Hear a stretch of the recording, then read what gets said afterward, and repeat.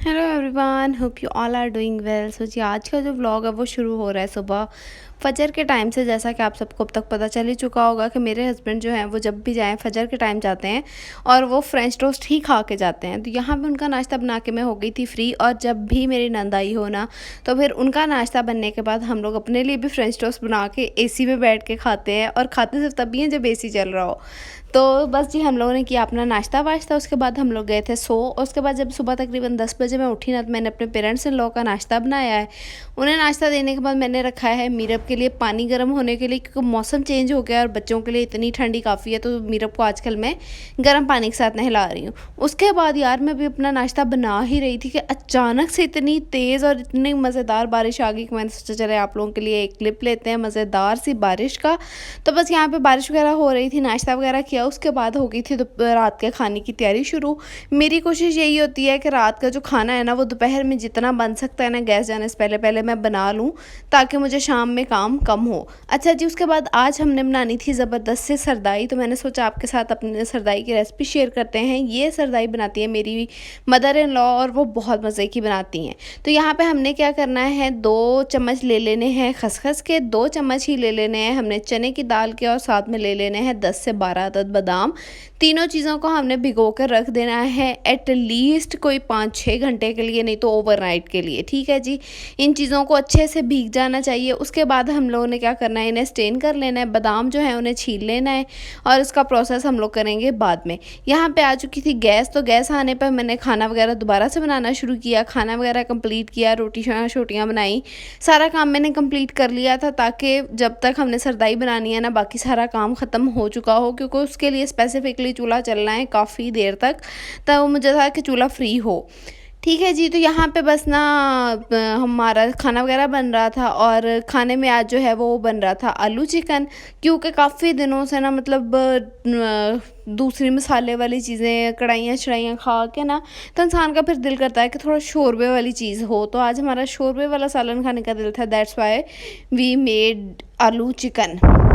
और खाना जो है वो हमारे घर में ना जल्दी ही खा लिया जाता है। रात का तकरीबन 7-8 बजे तक खा लिया जाता है। 9 बजे तक, 9:30 बजे तक हम लोग ना रात की चाय पी के फ्री हो चुके होते हैं। क्योंकि मेरे जो पेरेंट्स इन लॉ हैं वो शुरू से ही इस टाइम पे खाना खाते हैं।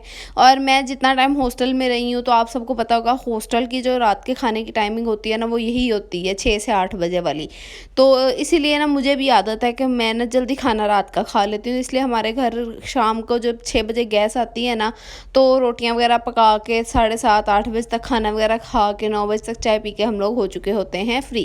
तो लेकिन अगर कभी मतलब मजबूरी हो जाए, कोई काम बीच में आ जाए, तो उसकी वजह से हो जाता है लेट। तो इसीलिए बस यहाँ पे ना तकरीबन 6:30 बजे का टाइम था, और कुछ ना बादल आए हुए हैं, आजकल बारिशें हो रही हैं, तो उसकी वजह से अब अंधेरा अंधेरा था, तो मुझे ज़्यादा ही टाइम लग रहा था। तो मैं फटाफट काम कर रही थी।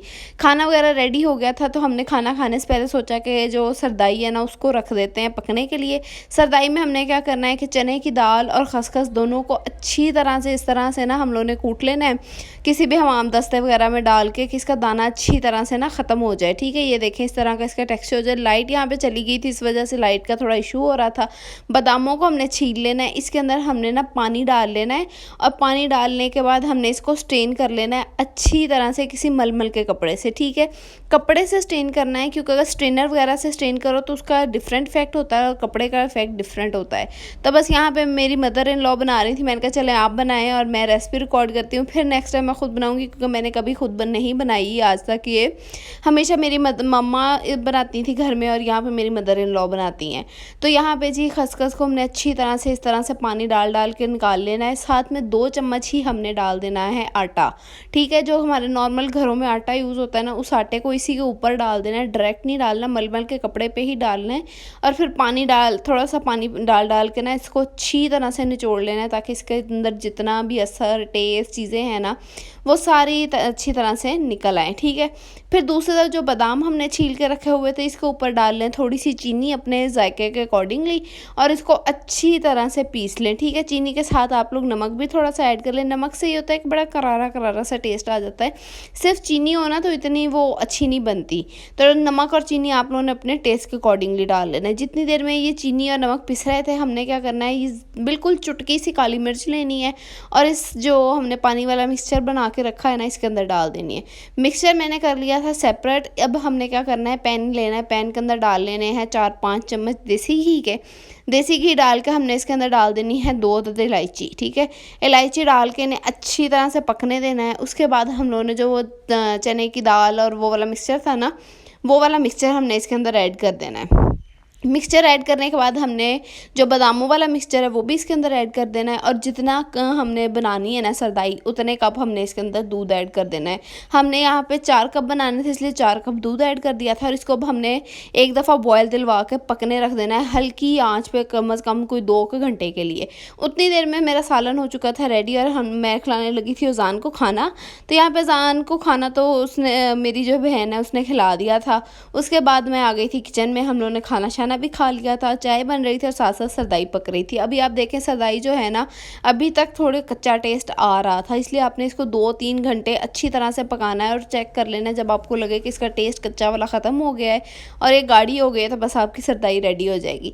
मामा लोगों की तरफ आ गए हम लोग फ्री होकर। तो ये यहाँ पर मौसम अच्छा होने की वजह से मामा लोगों ने बनाई हुई थी मीठी सवैयाँ, और यार ये बड़ी मज़े लग रही थी। मेरा ऑलरेडी कुछ मीठा खाने का दिल था, तो बड़ी मज़ेदार सी सवैयाँ बनी हुई थी। हम लोगों ने सवैयाँ वगैरह खाई, इंजॉय किया। उसके बाद हम लोग अपने बच्चे लेकर वापस चली गई थी इन्हें सुलाने के लिए। तो बस यही था आज का मेरा छोटा सा व्लॉग। लास्ट पे मैं क्लिप शेयर करूँगी आप लोगों के साथ कि किस तरह किस सरदाई की फ़ाइनल लुक क्या आई थी। और यहाँ पे देखें भाई, ये अजान और को था कि बस जी ये सवैयाँ मुझे दे दो, हत्ता कि खाता नहीं। आजकल पता नहीं से क्या हो गया कि खाने पे बड़ी ज़िद कर रहा है, बस खाना देख के सोचता है कि मुझे दो, लेकिन बाद में से खाया नहीं जाता। तो जी ये था बस मेरा आज का व्लॉग। अगर अच्छा लगा तो लाइक कमेंट करना ना भूलिएगा, मुझे दुआओं में याद रखिएगा। मिलते हैं नेक्स्ट वीडियो में, तब तक के लिए अल्लाह हाफिज़। और ये है जी बस हमारी सरदाई की फ़ाइनल लुक। इतनी गाढ़ी होनी चाहिए, अगर इससे ज़्यादा गाढ़ी कर लेंगे तो भी नहीं पी जाएगी, अगर इससे पतली भी रख लेंगे तो भी कच्ची कच्ची सी लगेगी। चलें जी, अल्लाह हाफिज़।